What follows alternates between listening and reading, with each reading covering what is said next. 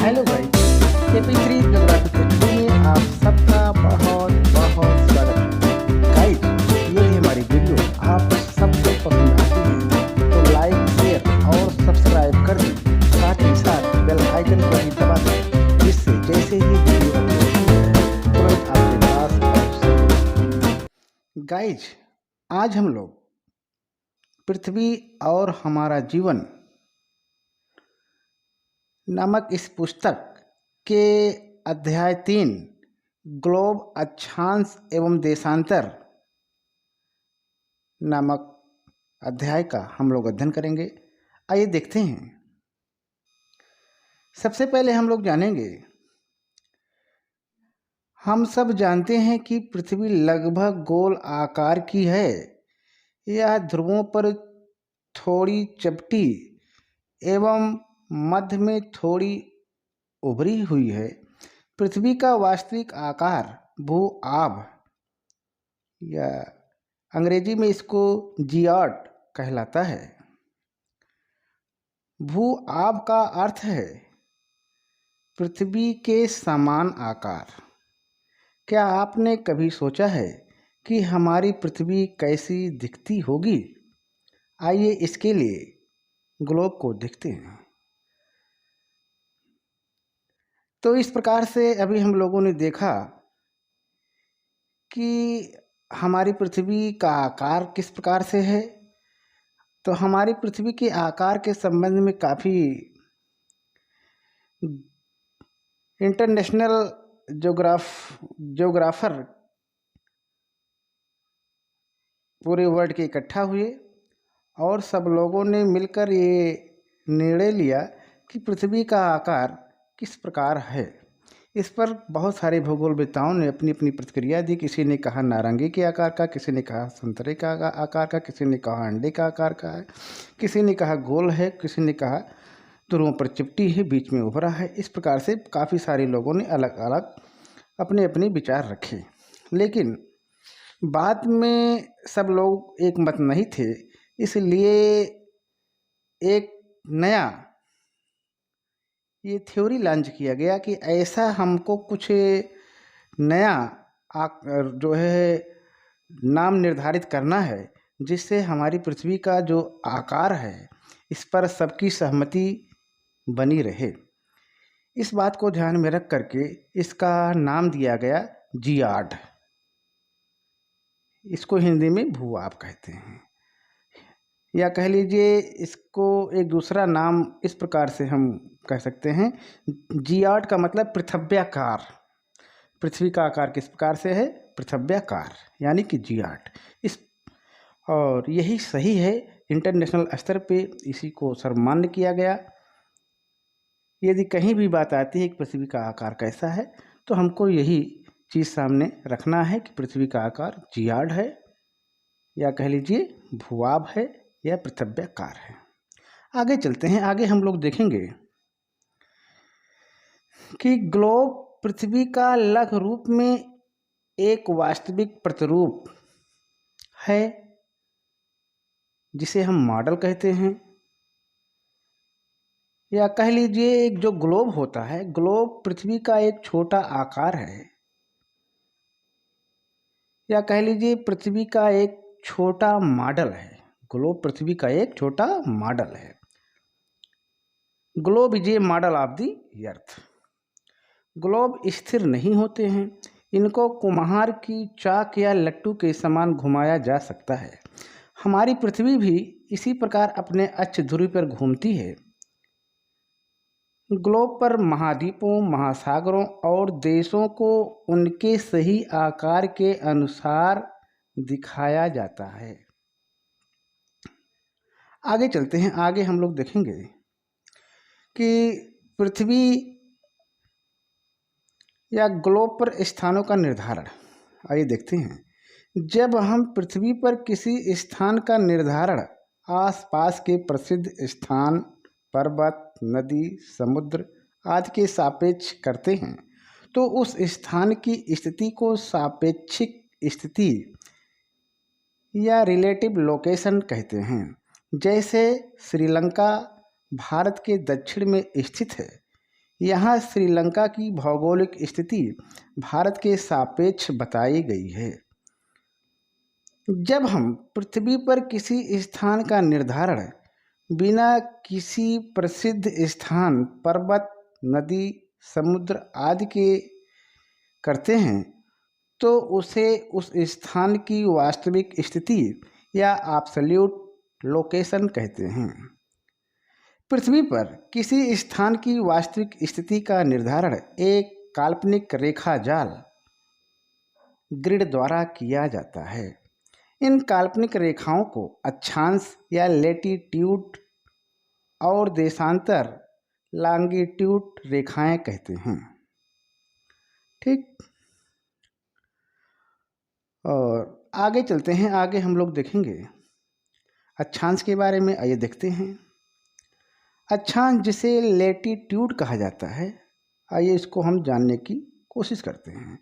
हम जानते हैं कि पृथ्वी अपने काल्पनिक अक्ष पर घूमती है।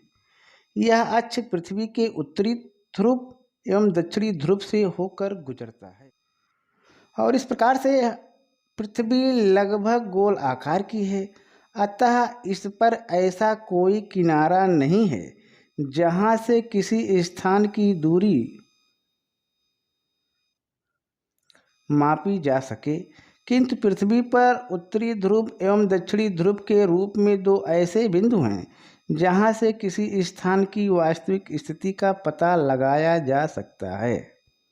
विषुवत रेखा या भूमध्य रेखा इक्वेटर एक अन्य काल्पनिक रेखा है जो दोनों ध्रुवों से बराबर दूरी पर है। यह पृथ्वी को मध्य से चारों ओर से घेरे है। यह रेखा पृथ्वी को दो बराबर भागों में बांटती है। भूमध्य रेखा के उत्तर का भाग उत्तरी गोलार्ध कहलाता है। इसी प्रकार भूमध्य रेखा के दक्षिण का भाग दक्षिणी गोलार्ध कहलाता है। आगे चलते हैं। आगे हम लोग देखेंगे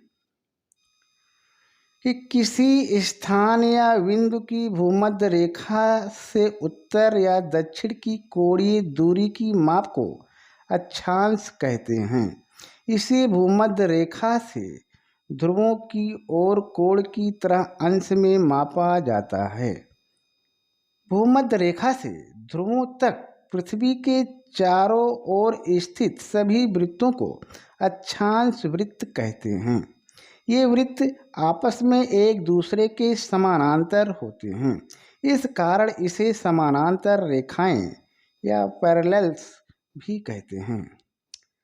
आगे चलते हैं। आगे हम लोग देखेंगे कि भूमध्य रेखा को शून्य अंश या कह लीजिए 0 डिग्री अक्षांश माना गया है, क्योंकि भूमध्य रेखा से दोनों तरफ ध्रुवों के बीच की कोणीय दूरी पृथ्वी के चारों ओर के वृत्त का 1/4 है। अतः इसका माप 360 डिग्री का 1/4 अर्थात 90 डिग्री होता है। उत्तरी ध्रुव 90 डिग्री उत्तरी अक्षांश एवं दक्षिणी ध्रुव 90 डिग्री दक्षिणी अक्षांश को दर्शाता है। इसी प्रकार भूमध्य रेखा के उत्तर के सभी अक्षांशों को उत्तरी अक्षांश और इसके दक्षिण के सभी अक्षांशों को दक्षिणी अक्षांश कहा जाता है। जैसे जैसे हम भूमध्य रेखा के उत्तर या दक्षिण जाते हैं, अक्षांश रेखाओं की लंबाई घटती जाती है। भूमध्य रेखा जिसे 0 डिग्री अक्षांश कहते हैं, यह सबसे लंबी अक्षांश रेखा है। इसकी लंबाई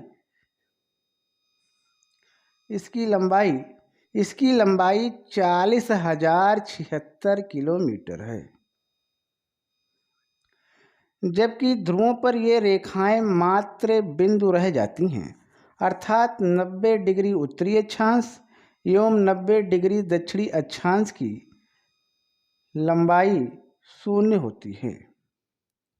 देखते हैं। आगे हम लोग देखेंगे कि कर्क रेखा हमारे देश भारत से होकर गुजरती है।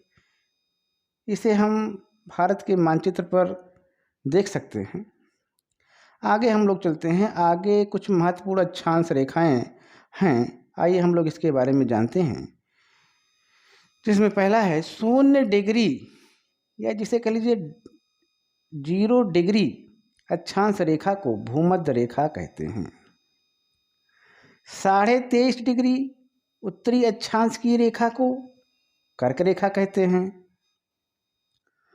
और 23.5 डिग्री दक्षिणी अक्षांश की रेखा को मकर रेखा कहते हैं। 66.5 डिग्री उत्तरी अक्षांश रेखा को आर्कटिक वृत्त कहते हैं। 66.5 डिग्री दक्षिणी अक्षांश रेखा को अंटार्कटिक रेखा या कह लीजिए अंटार्कटिक वृत्त कहते हैं। ठीक, आगे हम लोग देखेंगे देशांतर रेखा। आइए देखते हैं देशांतर के बारे में। तो देशांतर को अंग्रेजी में लॉन्गिट्यूड कहते हैं। पृथ्वी या किसी स्थान या बिंदु की स्थिति का पता लगाने के लिए उस स्थान के अक्षांश के अलावा कुछ अन्य जानकारी भी आवश्यक है। जैसे उत्तर प्रदेश में गाजियाबाद और पीलीभीत शहर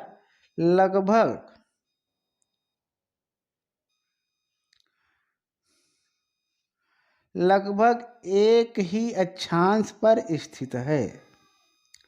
उनकी सही स्थिति जानने के लिए यह पता करना होगा कि ये स्थान दोनों ध्रुवों को मिलाने वाली किसी मानक रेखा के पूर्व या पश्चिम कितनी दूरी पर हैं।